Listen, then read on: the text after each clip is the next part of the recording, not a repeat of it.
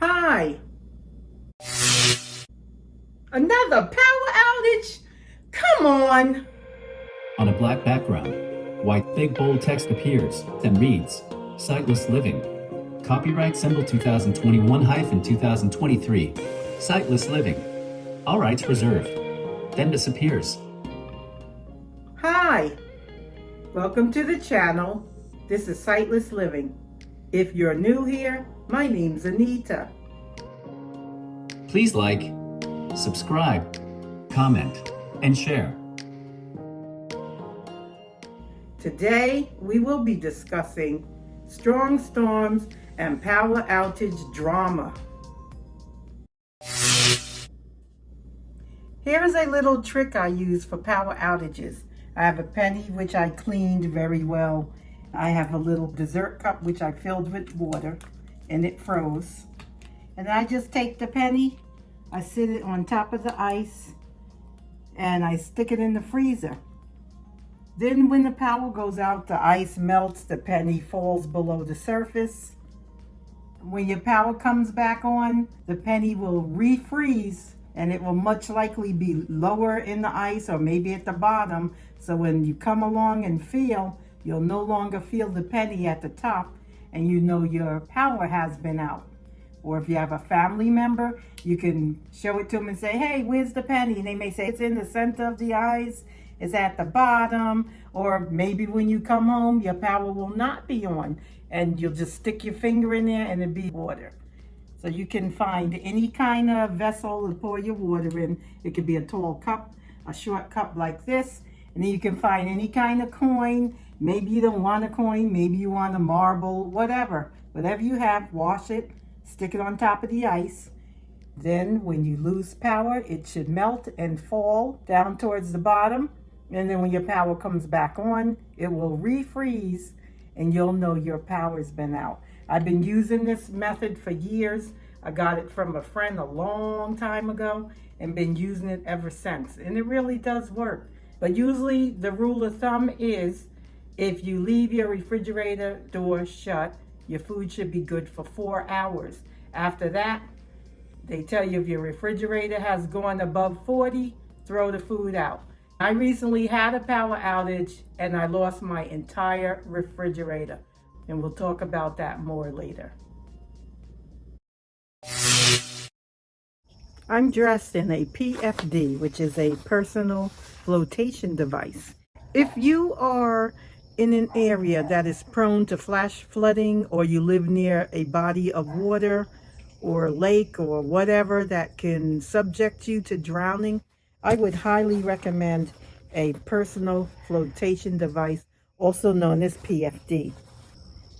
Mine is blue in color. It's like a darkish kind of blue, and it fits kind of snug. And that's how they're supposed to fit, because you want them to stay on you in case you are knocked unconscious.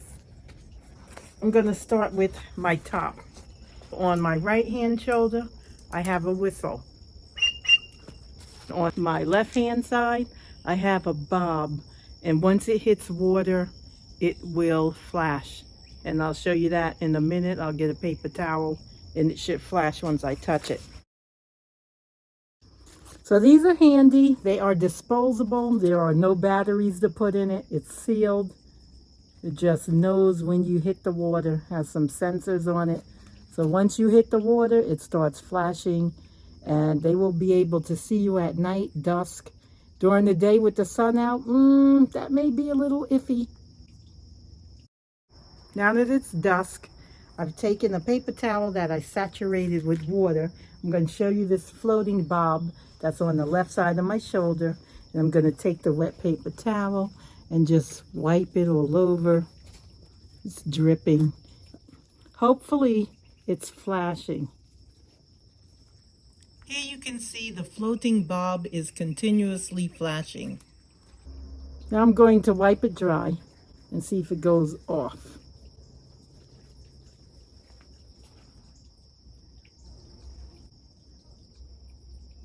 It goes off. Now moving down, the vest is a deep V cut and it has a zipper in the middle or the center. There is a vertical zippered pocket on the left and right. I'll go in the right hand side first, and I'll pull out what I have there. I have a flashlight, which you turn once, and there's a stop to the right, and it turns on. I turn it back to the left, there's a stop, and it goes out. And it also has a strap which you can wrap around your leg, your arm, whatever you want to. Put it on so people can see you if you're in the water or even on a stranded boat or something. Then here I have a vinyl packet, and you can open it. It has a Ziploc, and you put your ID in it. These come in different sizes. Depending upon the size of your ID, you can just put it in there. You can get the proper size for your ID. And it's big like credit cards and medical cards and your license. So I'm just going to seal that. Now, if you have a medical situation and you have some type of medical card, I would stick that in on top of my ID. In the event you are knocked unconscious and you get rescued, you don't want them to give you the wrong thing. Now moving over to the left-hand side. I zip it down. I pull out my items I put in this pocket, and I only have a compass, and it's digital, and that's for if I'm with a sighted person, we can find our way north, south, east, west. There are little stretchy lanyards in each pocket with a ring that you can clip things into, and that's what I've done here. I've clipped this compass into the pocket, and I'm gonna zip it up, and on the right hand side, same thing. So I'm gonna put this ID pouch back in there and zip that up. Okay, the filling is a rigid kind of foam, so that's how the vest is made. And then you have some on the back. Let me turn around and show you. So you have some rigid foam here in the back. Okay, and I'm back to the front. Now I have my phone here. It's hanging on a lanyard, and you can adjust it by squeezing the button and sliding it up, sliding it down. So this is good for when you're in the water. You don't have to worry about swimming or moving your head where it will come off your neck. So you can just make it smaller so it's impossible to come over your head like I'm doing here. I'm trying to get over my head. It's not going past my cheeks. Or you can slide it all the way down and have it come off your head. So I'm going to put that back up. And then the pouch for the phone is kind of large. It has a phone in it. It's an Apple iPhone 13 Pro Max. Let me describe the little pouch here that the phone is in. I have it turned where it's facing me. So you're looking at the back side, those of you who can see. And it's kind of puffy. It has air pockets on the back. That's where it's opaque. And those are your little air pockets so it will float. I actually had my 10S Max in this years ago because I've had this a long time.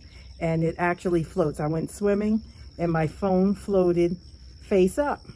So I was able to use my phone in the pool. The pouch makes your phone fully functional. You can touch it, you can press the buttons, you can hear it depending upon the volume. And it's completely waterproof. Now when I first bought this and the ID pouch, I did not go and stuff my things in it. What I did was take some paper, stick it in the pouch, closed it back, sealed it, and that's supposed to give you that waterproofness. And then I took this ID pouch and I made sure that was zip locked. I had paper in this in the pouch and made sure that was zip locked. Then I submerged it in water and left it there for 30 minutes. Then I came back and the paper was still dry as a bone. So I said, that's great, now I can put my things in it. So that's what I did. And when I did test it at a pool, I had no leaks and my phone survived fine. And I even have these in different sizes. If you do live in a flood zone always check your batteries on a monthly basis. Make sure everything's working for you and make sure you have it on. I do believe they make PFDs for animals, so if you have a service animal, you may want to check that out. Here I am showing you the waterproof pouches, which I had my iPhone in, and the identification pouch. They are by a company called Dry Packs. That's DRY, new word, PAKS. Like I mentioned, they all come in different sizes, so measure your device to ensure you pick up the correct size. I believe when I purchased these, they were not returnable. So make sure you know the size of what you want to have waterproofed. Your items will be removable. This is not a permanent seal. The dry packs for my smartphone reads for smartphones, PDAs, GPS, and more. I purchased my PFD at West Marine, which is a boating store. An important concern of many during a power outage is how will your family and you use the restroom. Let me show you what we do, and hopefully that will give some of you ideas. I'll just remove the toilet tank cover and sit it over here before we get started. I want to mention, a lot of people think that is glued down to your toilet tank. It should not be. It should be easily removable so you can maintain your tank. Like if your water level gets too low or high and it keeps leaking down the tube, you could be able to go in there and adjust it. When you need a new handle, you need to take the lid off to do that. And also, I like to put these Clorox pucks in my toilet tanks. So when you flush the toilet, it goes around the channels and goes down the bowl, and that keeps it clean because this is with Clorox. These are clear. Some have blue. I don't like all the fake colorings. I just like the plain old simple Clorox to keep it clean. When we have a power outage, everything stops. The well can't pump the water because that runs by electricity. Therefore, you have to find other means. Or you can go to a hotel and they can cost anywhere from $200 to $300, $700 if it's the high point of summer. It could be ridiculous. Sometimes you cannot get a hotel. Some hotels around here close for the season. Some, they don't want locals because they're charging outrageous prices. It's different scenarios. Some do a lottery, like first come, first serve, whether you're a member of the chain or not. So there are a lot of scenarios that you may come across. And if you don't want to bother with that mumbo jumbo, then just stay at home. Just make sure you accommodate your family and yourself. So with the buckets, we keep them downstairs in the basement, which is the lowest floor, due to the weight. These are 5-gallon buckets. They get very heavy. We bought a bunch of buckets. You have to buy your bucket separately and your lid separately. If you want to stack your buckets, I would recommend purchasing the lid as well. Well, first we clean them with antibacterial soap. We clean them with dish soap. This water is going on your body. It's not only going to flush toilets, you may need it to wash up. And if it's winter time, you may need it to boil to put in your water to wash up or bathe, because you can't do it in ice cold water. You need some type of hot water to make your bathing water warm. When your power's out for maybe a day, that's a different story from 4 days, and you have 6 people or 8 people. It could be more. You could end up with a whole basement full of buckets. So in that case, maybe you may want to go to a hotel. It's up to you. You have to feel your way through. So it depends on the season that you are in when you have your power outage. We fill the tank using clean water that we fill these buckets with that we got from the home improvement store. I use an empty old coffee container. This is a Folgers ground coffee, and it's pretty wide. It has a molded handle. It's plastic. You can clean it, wash it, sterilize it, so that's good. It has a flip top lid, which I don't have right here. I use that to cover it as I keep them stored with the buckets. This way it keeps the dust out of them, yada, yada, yada. This tank takes 9 of these Folger cans to get up to the water line to get a good flush.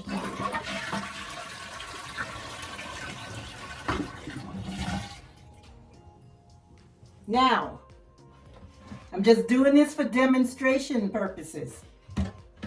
The water's clean. This is clean. My hands are clean. This is not toilet water. This is water from the tap. So I'm going to sit my lid over to the side.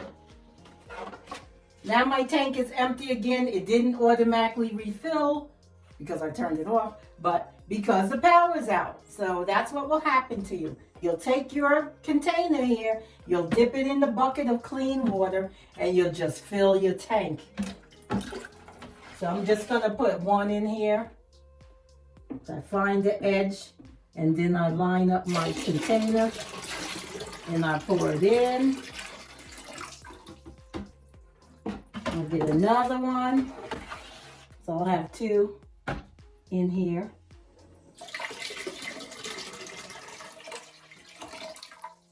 Now, I want to do that to get my point across. If you're doing the number 1, then you probably need like only 2 or 3 containers to flush. And it's going to be a little itty bitty flush. But it's enough to flush your toilet and get done what you want it to do. Now, if you're going to make a number 2, I would advise filling it to the water line. The key is to find out how many containers, whatever you're using. You don't have to use a Folgers empty plastic coffee can. You can find whatever you have around the house and fill your tank that way. You could even pick up the bucket and pour it directly into your tank or directly into your bowl. It's up to you. I like to pour into the tank because I no longer can see, and I would not want to make a mess by pouring it on my floor because I missed, or pouring it against the wall or whatever. It's easy to take the coffee can, dip it in your bucket of clean water, and pour it into the toilet tank than trying to pick up the bucket and pouring it in the tank or the bowl. I like pouring it in the tank because it gives the toilet a regular flush. I have my Clorox puck in there, so it's deodorizing the bowl. And this way, when I flush it, it will come down into the toilet bowl through the channels, and it will go around. And as it goes down and fills the flush, then it's also sanitizing it, and I don't have to worry about it. When you avoid that, and you just take your bucket and pour it directly in the bowl, you're not flushing your toilet. The Clorox puck will just sit there, and it will just dissolve and dissolve and dissolve and get stronger and stronger, and you're wasting your product. So when you go to flush, it will smell like you spilled a whole bucket of bleach in the bathroom, and your bowl is not getting clean because it's not going through the channels it's supposed to go through. So that's why I like filling the tank. It's less messy. Now, after you've done your business, you can come over to the sink, wherever it may be, and put your hand under your automatic soap dispenser. It should shoot out a perfect amount of soap for you to lather up and wash your hands. This one is made by Lysol. It has a switch on the back. It runs by battery. And if I flip the switch, soap will start spitting out all over the floor. So I'm not going to do that. We keep a stash.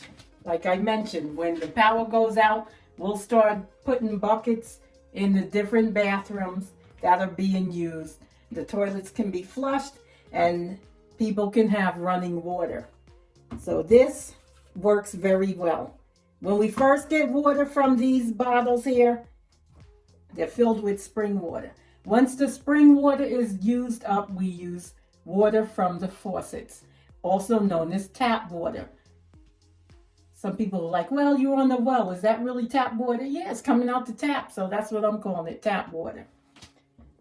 This here is a device. It is a battery operated pump. It has a spigot, which has a cap, so you can keep it closed. It's called Perfect Pour, Perfect, new word Pour. I will show that to you later. After your hands all nice and lathered, then you can get your running water. We'll usually sit them where they're pointing directly into the sink. It has a spout. It has a cover that goes on the spout. And it has a switch up here.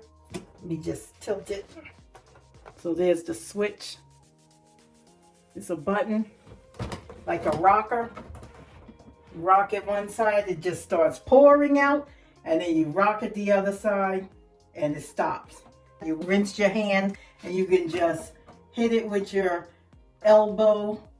You can do your elbow or the back of your hand so you're not touching it. Or you can get a wipe and wipe your hands and then touch it, whatever. But I give them options. I leave the heavy duty Lysol or Clorox wipes. I'll buy whatever's on sale. And then I have the less harsh wipes, which is safe for your body. And I have those so they can pick whatever. And then we have the basic soap that just sits on the side sink, but that's also a pump. I try to keep it sanitary. So that's how we do that. And then when the power comes back on, I'll wipe down everything. And everybody also knows to keep wiping the flush actuator. So that's what they'll do. And at night, I'll come in and go in all the bathrooms and wipe down surfaces and things like that, light switches, all kinds of things. I just keep it extra clean since the power is off. Someone may forget, or, I can see in the dark. So it's no problem. So basically I leave the wipes here, the heavy duty ones, just for me, because I'll come behind them and just wipe up and keep it sanitary. And as a result, knock on wood, no one has gotten sick. And I guess that's it. In a bit, we will go outside and take a look at this battery-powered water dispenser. You can find these in your home improvement stores. And these are great for camping, barbecues, anywhere you don't have a sink and you need running water. They fit a 4-gallon jug and a 5-gallon jug or bottle, whatever you want to call them. And it comes with the adapters for each. So that's a handy way to get running water when you have none. Now, if you are going to fill by a hose, make sure your hose is potable. If it's not, I wouldn't use it, because that means your water is not drinkable, and you don't want to put clean water with hose water that you just water plants or hose down and wash the car. So that's something to consider. If you do have a hose, you want to have one of these set up outside where your kids can drink from it, or neighbors, or whatever you want to do. And you don't want to just wash your hands, because you can also have spring water in these too. They come with spring water, which you can drink. If you want to refill your bottle once you've used all the spring water, then make sure your hose is potable if you are filling it by a hose. If you're filling it inside the house, then that's a different story, because you most likely will be filling it by a faucet or a tub, the little spray nozzle thing, whatever you have available. So I just wanted to bring that up. Okay, we'll move right along. Let me just show you, here's our little setup for this bathroom. This is the game room. It's hardly used. There's no need to have tons and tons of water here. We start with 2 buckets with lids, and then we have 2 of these water dispensing bottles. Once one is empty, we'll move the spigot to the next one. Bathrooms that are used more often, you may want to put more water. But what we did at first is we figured out our needs and then bought the buckets accordingly. You got to figure out how many people use how many gallons of water, and then that would give you a good idea. Each bucket is 5 gallons. It's very heavy if you fill it to the top. Some people I know, they like to fill it halfway. Some fill it 3/4 of the way. So it depends. Some people have asked, well, how many buckets do you need to flush? It depends on how you're filling your toilet. If you're filling it for number 1s, you don't need to fill the whole tank for number 1. And then you have different tanks that have water savers. Some don't. Some have where you press the button for a number 2, so it gives you more water. So it depends on your toilet. You'll have to look at that. It's like planning for buying a generator. You have to figure out your watts and things like that before you buy a generator. Well, it's similar to trying to figure out how much water your household uses. So if you do want to get prepared for power outages, then it's a good idea to start looking at your water consumption and water needs.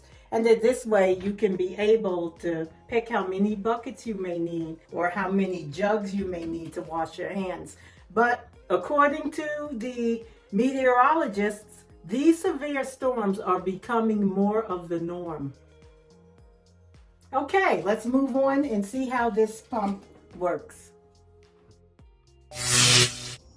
Here is how we take care of washing our hands when the power is out. I have a 4-gallon jug of water here, and I have a spigot on it. We keep it covered with a baggie. I'm gonna loosen the baggie. You know me and my baggies. I'm gonna remove it. And then all I have to do is just get my soap here. And that runs by battery. I'm just picking it up for the camera, but usually our guests don't have to touch anything, or family members, because we use this outside while we're barbecuing. This is the barbecue one, which is the 4-gallon. We usually keep the 5-gallon in the bathrooms. So I soaked up my hands. Now I'm going to hit the spigot and wash my hands. I'm just doing a quick job for the camera. Now just turn it off, and that's all you have to do. And then we also keep paper towels with the soap on them so people can wet the paper towel and wipe up their hands or bench or whatever they're sitting on if they want to. And then they can just rinse it off with the water. So what I'll do is I'll put the bag back on it. We don't have to do this inside the house, but outside we like to do this. Because you never know, a bird could come by and leave some droppings, or a fly or mosquito, dragonfly. You don't have to worry about it not being sanitized. So that's how we take care of washing our hands when the power is out. So here we are in the rain again. It started out with sun. This was no warning, which is what they said is going to happen.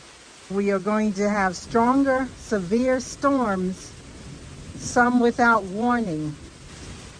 And I was just standing out there too.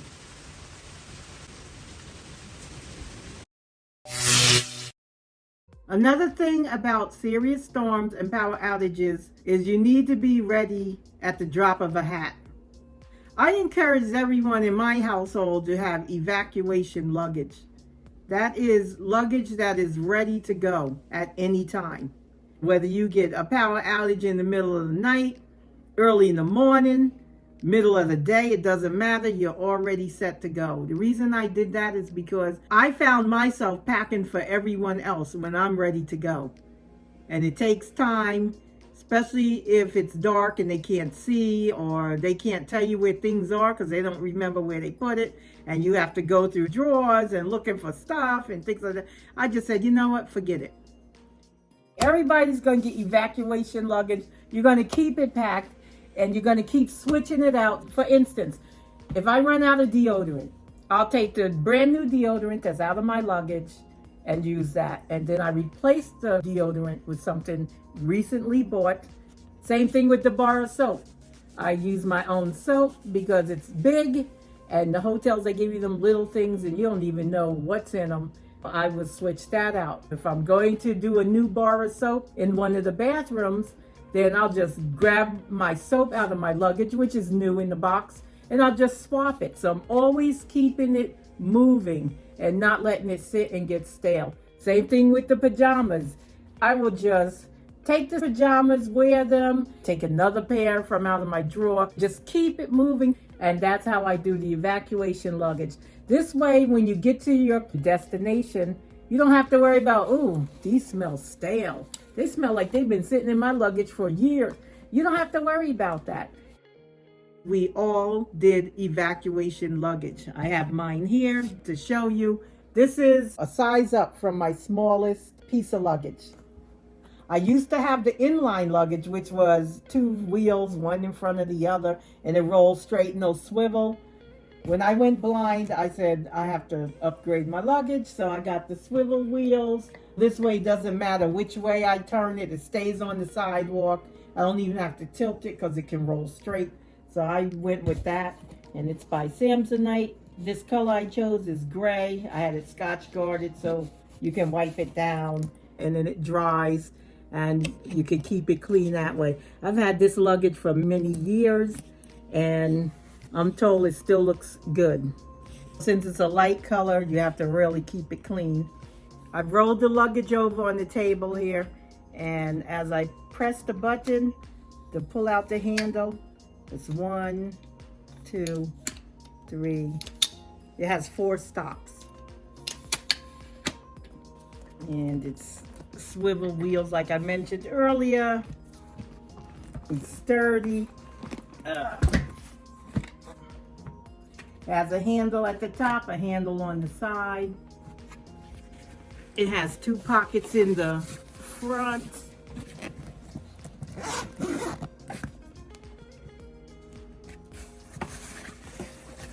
It has a double gusset so it can expand at least 2 inches. And it has your luggage tag on the back, and you can just find whatever you need for your situation if you don't have luggage already. I traveled a lot, so I had luggage. It was just not the type with the swivel wheels. Even when the swivel wheels came out, I was like, yeah, that's nice, and kept my luggage because my luggage came 10 pieces and they didn't make them like that anymore. I was kind of disappointed when I had to upgrade my luggage and couldn't find the more bang for your buck. So moving right along, I have a garment bag here, and that's how I do my outfits. What I keep in my evacuation luggage is basic stuff. No makeup, just basic.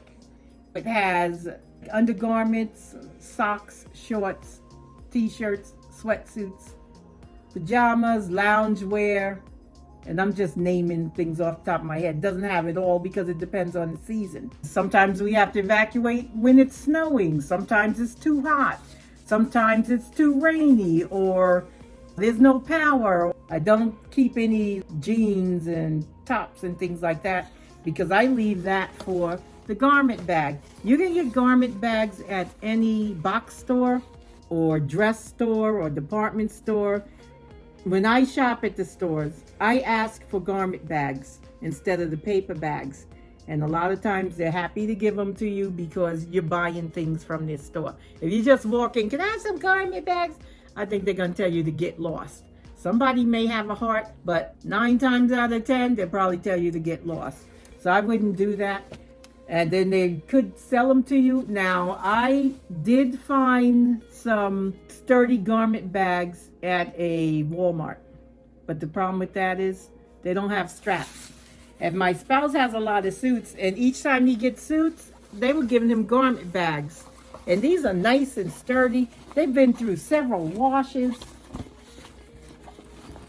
They zip in the front, down the center, and they have pockets on the back. There's 2 pockets, one at the top, one at the bottom. And it also has a strap in the middle, which comes apart like luggage. And then it straps back on, and it folds in half nicely. You can just strap it over your shoulder, and you have your little outfit in there with your hanger hanging out. And then it has this little loop on it that you can hook your hanger under it, or you tie the 2 together. So this is more convenient than the women's bags that they give us, which are kind of thin and tear apart quickly. Even the plastic is still intact.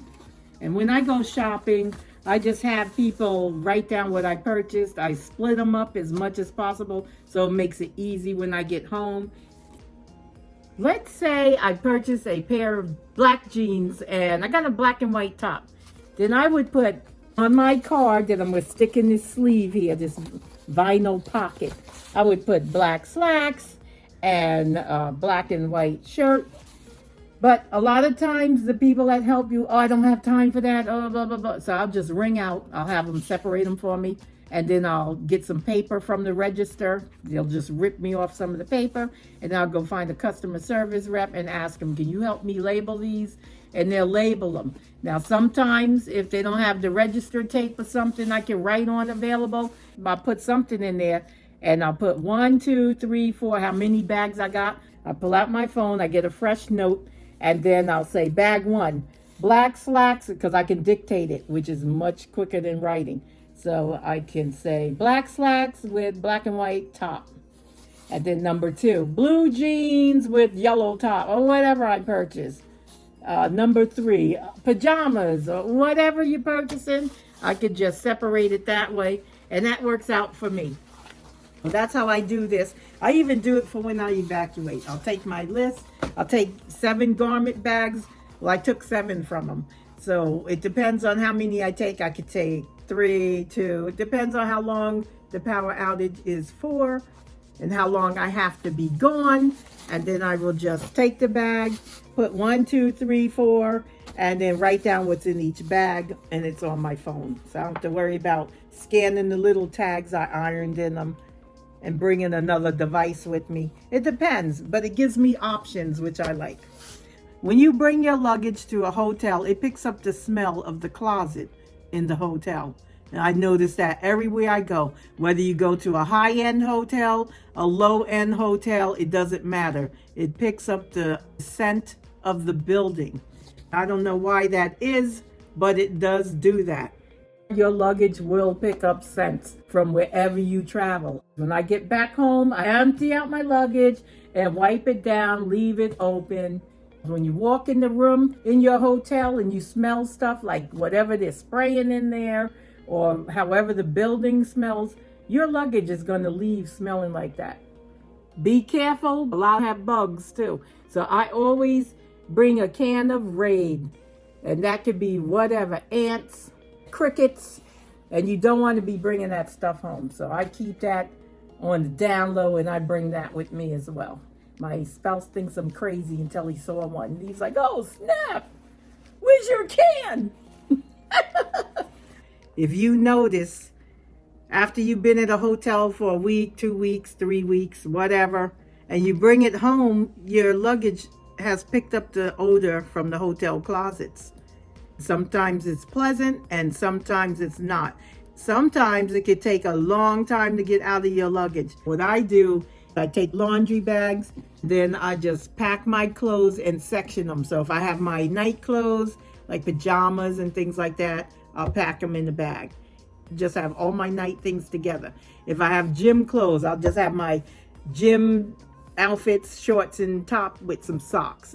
Undergarments, some people separate them by days, or you could just make a pile of whatever you have. Hosiery, you can separate those by colors, white, nude, brown, black, whatever you're doing, you can separate those. And this way you can kind of separate your laundry as a blind person.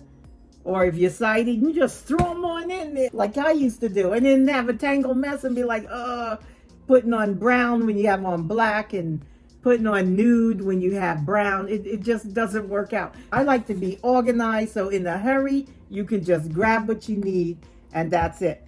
And how I packed my luggage is I took a day, and when I combed my hair, I wrote on my list that I got on my phone.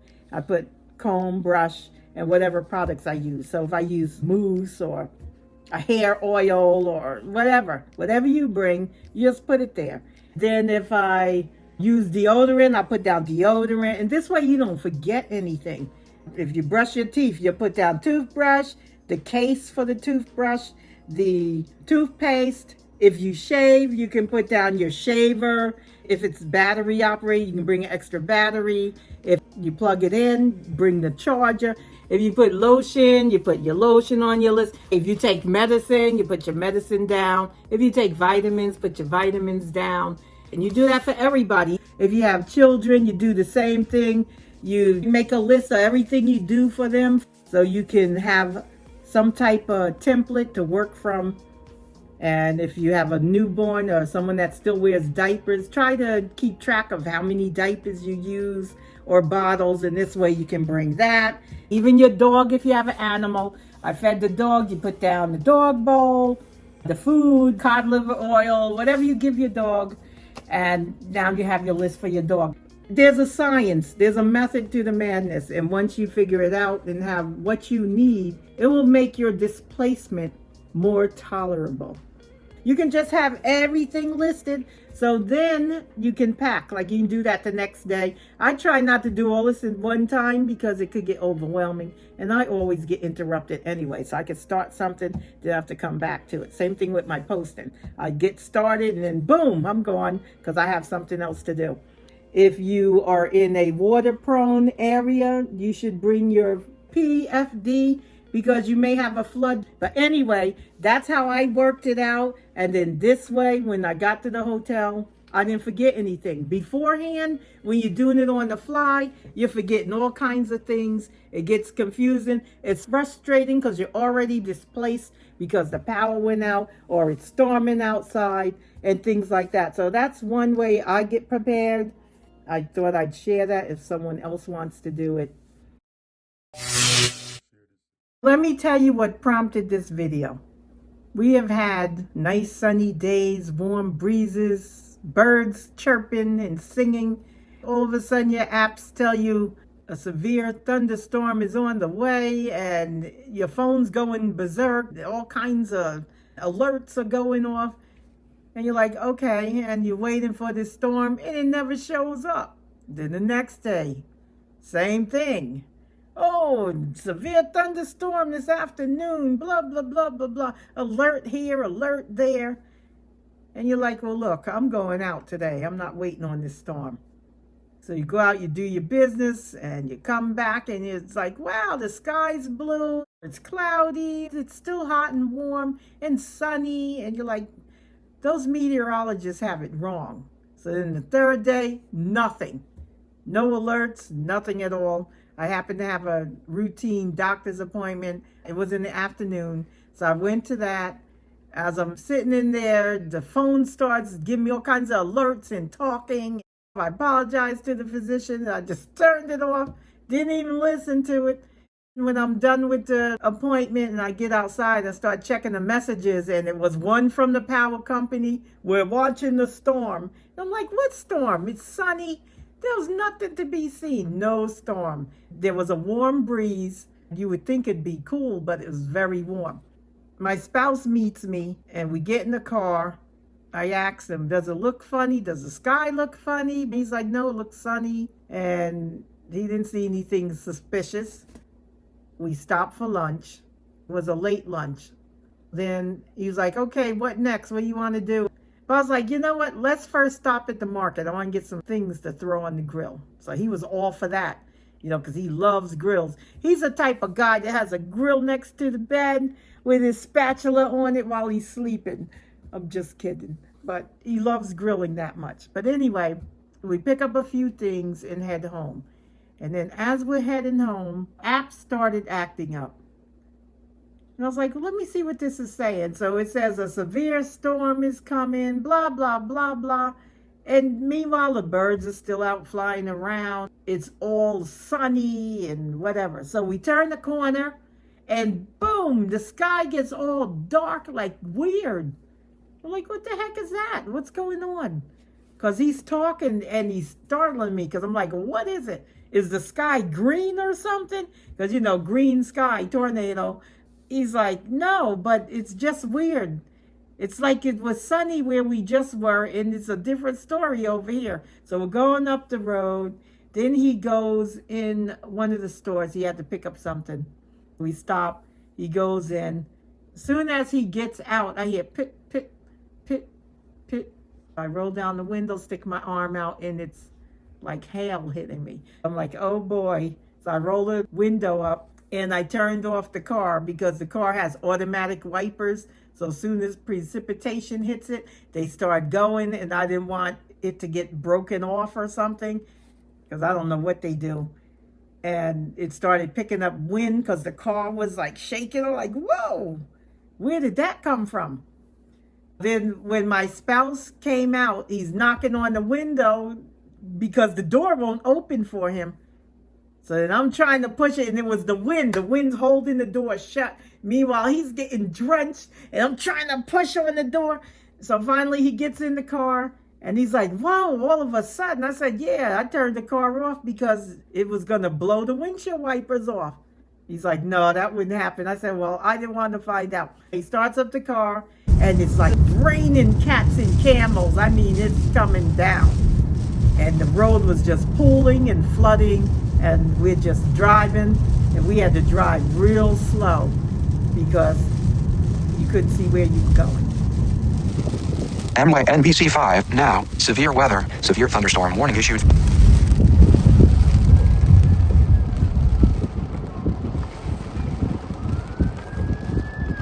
Probably an accident.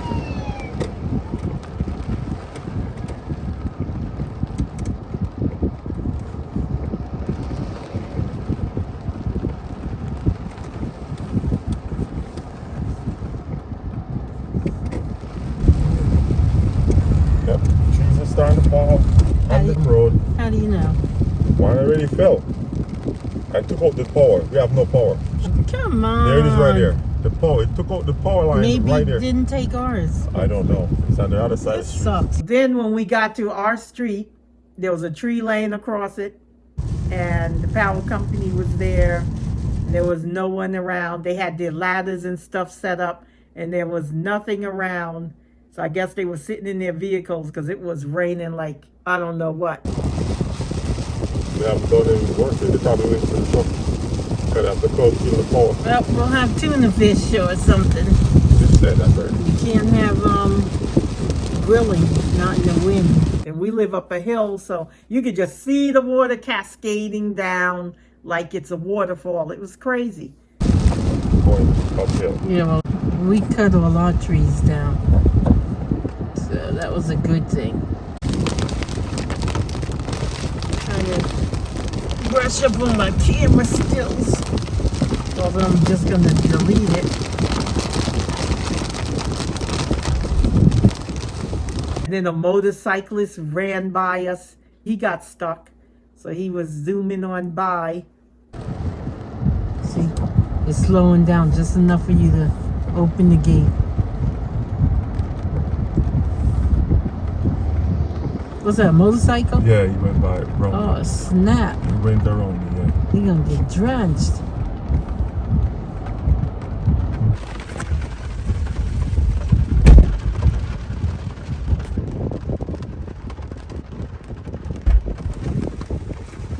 You're getting all drenched.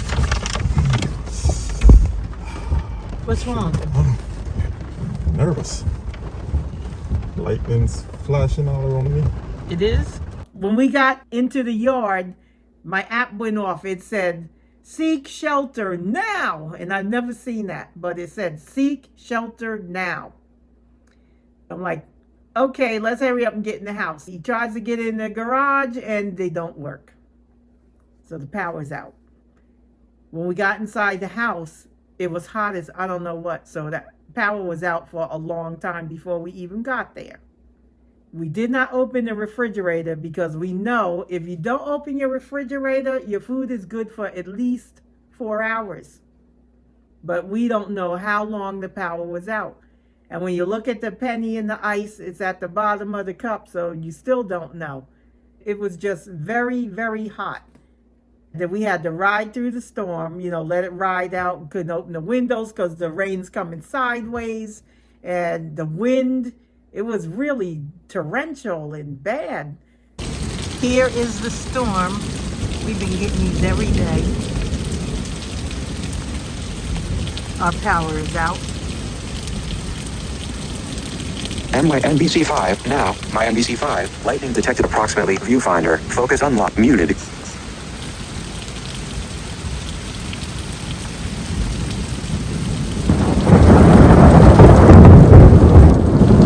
Lightning is striking. We're supposed to have tornadoes. So right now we have no running water, but I'm okay with that because we have 4.5 baths and we keep buckets of water in them. And we keep bottles of water to wash hands.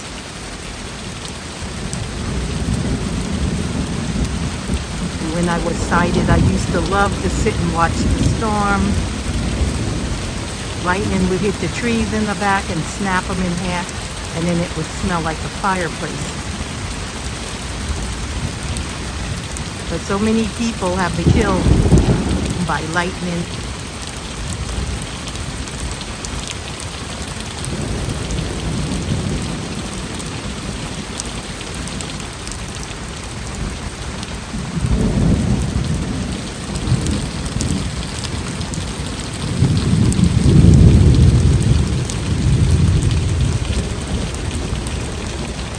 From my hearing, sounds like it's coming from the back of our property, moving towards me. So it's going to roll right over us into the mountains.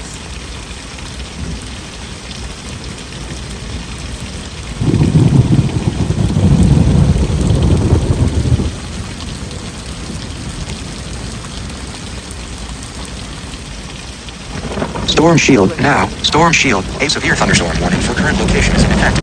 So then when that was all said and done, we're like, now what are we going to do? It's after 2 in the morning and the storm is back. I got a text message from the power company which says possibly we'll get our power back sometime this afternoon. The power went out yesterday before 6 p.m. So we come out and here we are back in the middle of a storm. This part of town has power. This is the commercial area. Right there. Now we are in pitch black land. No power here. Our entire area has no power. Eventually, we found out our power was out 19 hours, so you can't eat anything. Our refrigerator was at 70 degrees. The freezer, everything in there was now soft.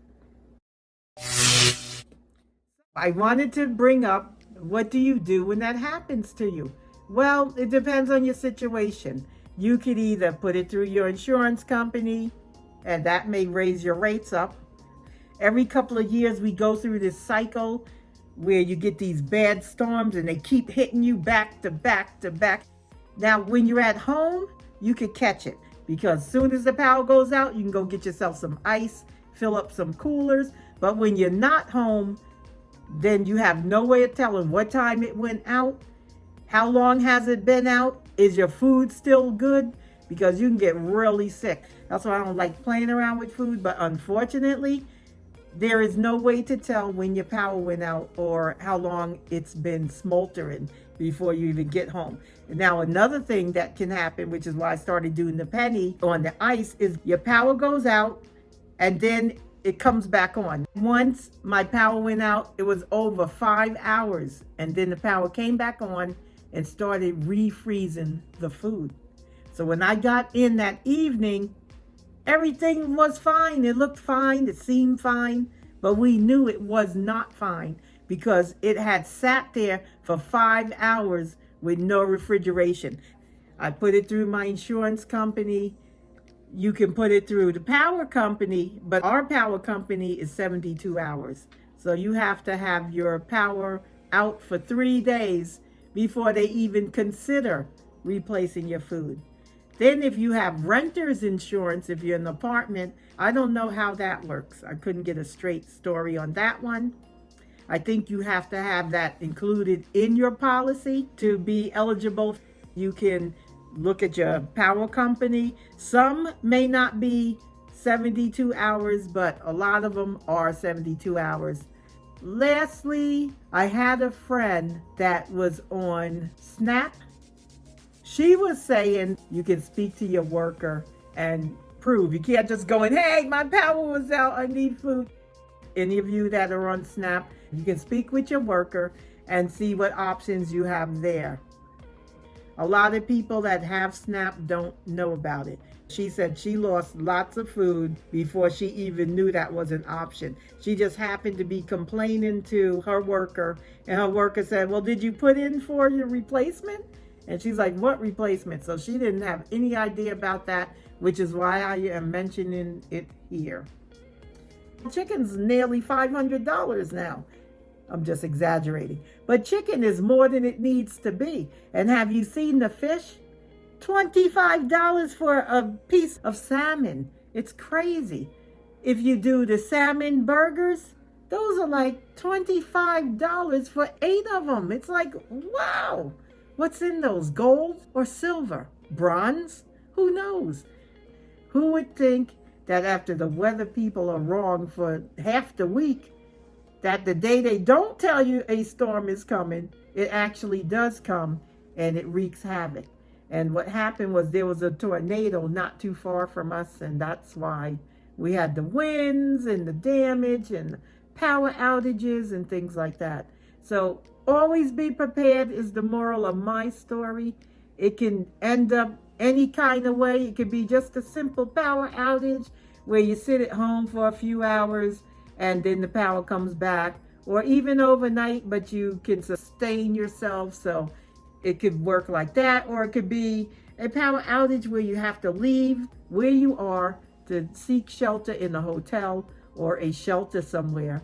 Or it could be a power outage with a storm that's giving you flash flooding or mudslides and other treacherous activities. So storms can be anything. They can turn out anyway. That's why you should take them seriously. You should always be prepared. And that's why I wanted to show you this video. So I hope you enjoyed it, and I'll see you next time. Until then, live well.